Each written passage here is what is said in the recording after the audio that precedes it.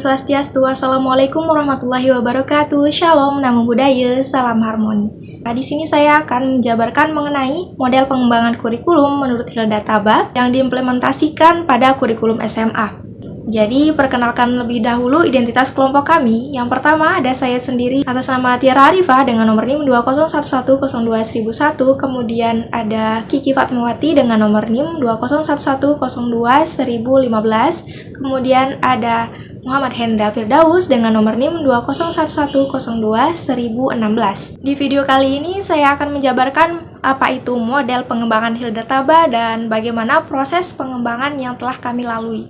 Ya, langsung saja kita ke model pengembangan Hilda Taba. Apa itu model pengembangan Hilda Taba? Jadi, seperti yang kita bisa lihat di sini, kurikulum Taba itu adalah salah satu model pengembangan kurikulum yang disusun oleh Hilda Taba sendiri. Model pengembangan kurikulum ini dibuat dengan modifikasi model Kraft-Tyler. Mengapa demikian? Karena Hilda Taba ingin kurikulumnya representatif terhadap semua jenis kondisi yang ada di berbagai sekolah. Seperti yang ada di slide, pengembangan kurikulum menurut Hilda Taba ini menggunakan pertimbangan ganda terhadap isi organisasi kurikulum yang logik dan individu pelajar seperti psikologis organisasi kurikulumnya. Jadi kurikulumnya dikembangkan dari yang umum ke khusus. Oke, baiklah, selanjutnya kita masuk ke bagaimana proses pengembangan dari model Hilda Taba ini. Seperti yang bisa kita lihat bersama, di sini ada bagian 5 menurun dan di sampingnya seperti ada cabang lagi. Ya, sebenarnya 5 kotak menurun ini adalah langkah utamanya. Kemudian yang di samping itu adalah penjabaran dari langkah yang pertama itu. Bisa kita lihat sendiri model pengembangan kurikulum menurut Hilda Taba ini sintaks-sintaksnya mengacu pada 5 sintaks utama, yaitu yang pertama mengadakan unit-unit eksperimen. Kemudian unit-unit eksperimen tersebut diuji kembali, kemudian direvisi dan dikonsolidasi. Setelah merasa aman, tidak ada revisi dan tidak perlu ada yang dikonsolidasi kembali, selanjutnya barulah kita mengembangkan kerangka kurikulumnya menjadi lebih baik lagi. Dan kemudian yang terakhir, pelaksanaan dan penyebaran dari kurikulum tersebut. Langsung saja kita masuk ke sintaks yang pertama, yaitu mengadakan unit-unit eksperimen. Ya, di sini bisa kita ketahui bahwa unit-unit eksperimen itu ada 8 bagian lagi. Yang pertama ada diagnosing needs, yaitu mendiagnosis kebutuhan apa saja yang kita butuhkan untuk kemudian bisa dikembangkan menjadi kurikulum.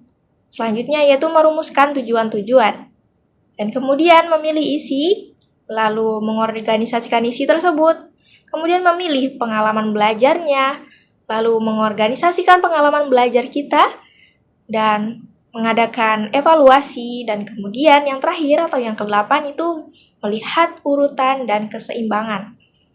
Jika belum seimbang atau urutannya belum lengkap, maka kita perlu mengulangnya dari awal lagi. Nah, dari itulah harus ada urutan yang benar dalam melakukan produksi unit-unit eksperimen yang mana telah kita buat tadi. Oke, kita masuk ke unit eksperimen pertama ini, yaitu mendiagnosis needs.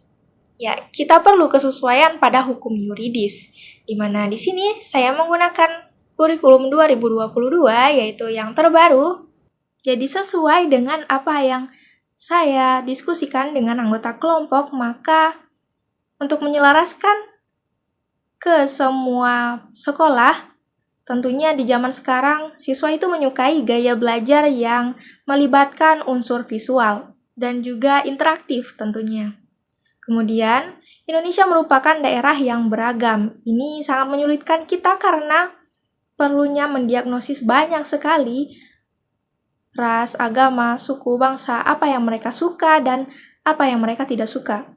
Jadi yang ketiga, kita perlu pengetahuan awal dari jenjang sebelumnya. Dan kemudian sikap yang diamati pada saat proses pembelajaran nanti. Apakah siswa bisa menerima apa yang kita ajarkan atau tidak, dan bagaimana cara menanganinya nanti. Karena kita perlu suatu percobaan nanti, kita coba dulu pada salah satu contoh penerapannya di RPP. Salah satu sekolah yang akan Madrasahnya saya gunakan adalah SMA Negeri 1 Negara di Jembrana, Bali. Dan kemudian mata pelajaran itu adalah biologi kelas 10 semester ganjil. Materi pokoknya yaitu virus dan alokasi waktu sesuai dengan yang nanti akan kita bahas, yaitu 3 kali 3 jam pelajaran. 1 jam pelajarannya adalah 45 menit.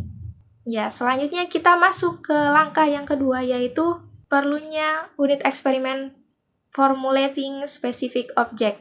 Jadi, sesuai dengan model Hilda-Taba, kita perlu melakukan spesifikasi terlebih dahulu dari umum ke khusus. Ya, yang umum itu adalah di sini tujuan-tujuannya tentu saja visi misi dan tujuan dari pendidikan nasional dan juga tujuan visi misinya sekolah.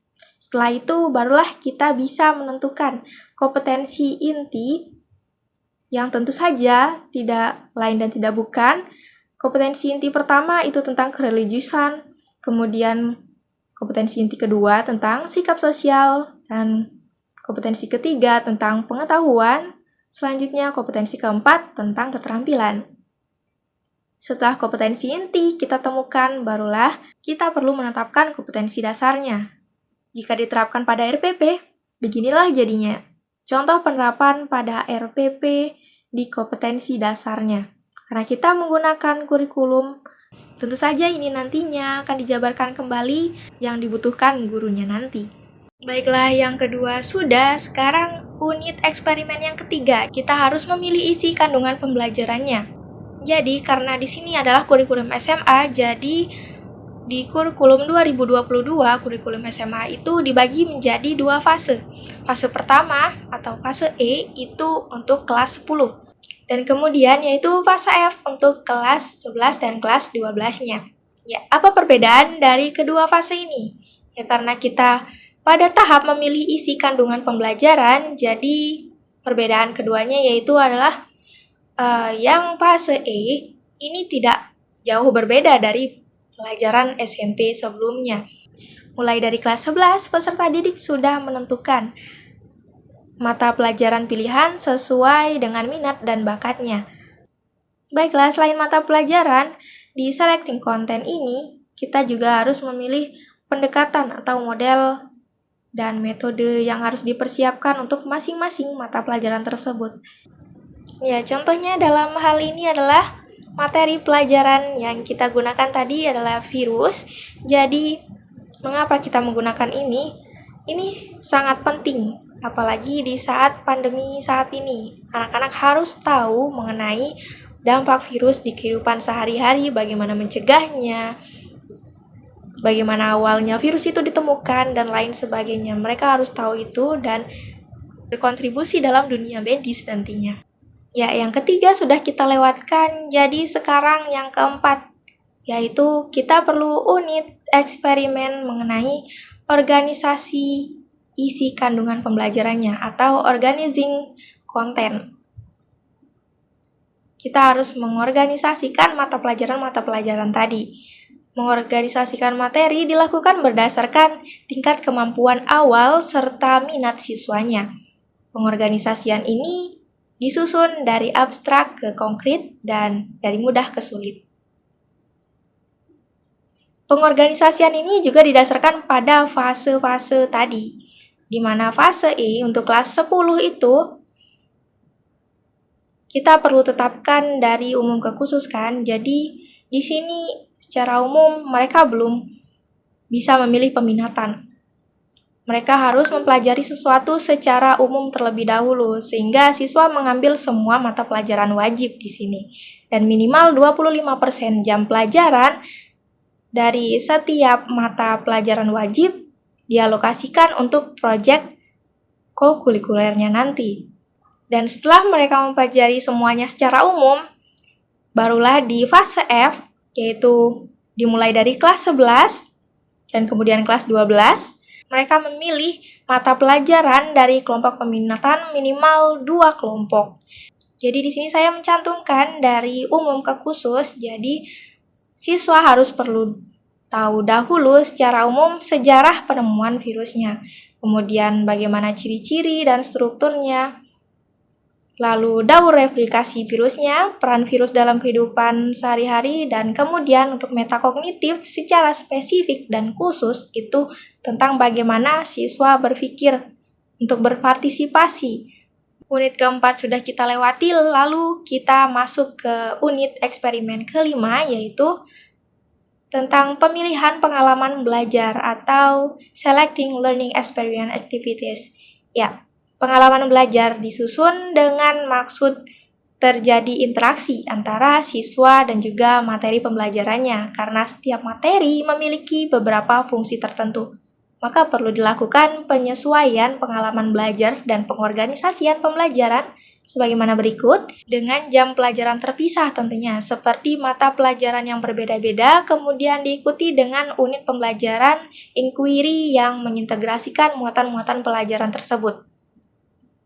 Misalnya, masing-masing muatan pelajaran fisika, kimia, biologi diajarkan secara reguler, secara bersamaan, tiap minggu sesuai dengan alokasi jam pelajaran dan masing-masing muatan pelajarannya. Oke, secara spesifik, berikut adalah contoh dari pengembangan kurikulum secara regulernya. Semuanya akan didasarkan pada sintaks-sintaks masing-masing dari model pembelajaran yang akan dipilih. Misalnya di sini saya menggunakan discovery learning, jadi sintaksnya yaitu yang pertama stimulasi, kemudian problem statement, lalu data collection, dan kemudian data processing, dan lalu verifikasi, dan yang terakhir generalization. Unit eksperimen yang keenam yaitu tentang Organizing Learning Experience Act. Kita harus mengorganisasikan bagaimana pengalaman-pengalaman belajar itu. Intrakurikuler ini adalah sebagaimana mata pelajaran reguler yang akan mereka ikuti di sekolah. Jadi beban belajar ini memuat semua mata pelajaran yang bersifat nasional. Kemudian materi pembelajarannya juga mengacu pada capaian pembelajaran. Dan memuat mata pelajaran bahasa daerah yang sesuai dengan karakteristik provinsi tentunya nanti. Lalu ada juga yang tidak kalah penting yaitu sesuai dengan kurikulum 2022 mengenai proyek. Proyek ini adalah penguatan profil Pancasila dan juga memuat tema-tema proyek yang menjadi karakteristik sekolah tentunya. Kemudian kita masuk ke unit yang ketujuh yaitu mengenai evaluasi. Yang menjadi acuan itu adalah bagaimana mereka harus menilai sikap, kognitif, dan juga psikomotornya. Di mana sikap itu bisa dilakukan dengan cara observasi, penilaian diri, dan penilaian teman sebaya. Kemudian ada kognitif dengan tes tulis, tes lisan, dan juga penugasan. Dan pastinya ada psikomotor dengan cara proyek, produk, dan juga praktik. Ya, yang terakhir, unit eksperimen yang terakhir itu adalah checking balance dan sequence. Di mana di sini berarti kita harus mengecek keseluruhan dari unit-unit tadi, apakah dia sudah seimbang dan juga sudah berurut satu sama lainnya. Cek apakah sudah logis, seimbang, urut, dan juga lengkap sempurna pada semua unitnya.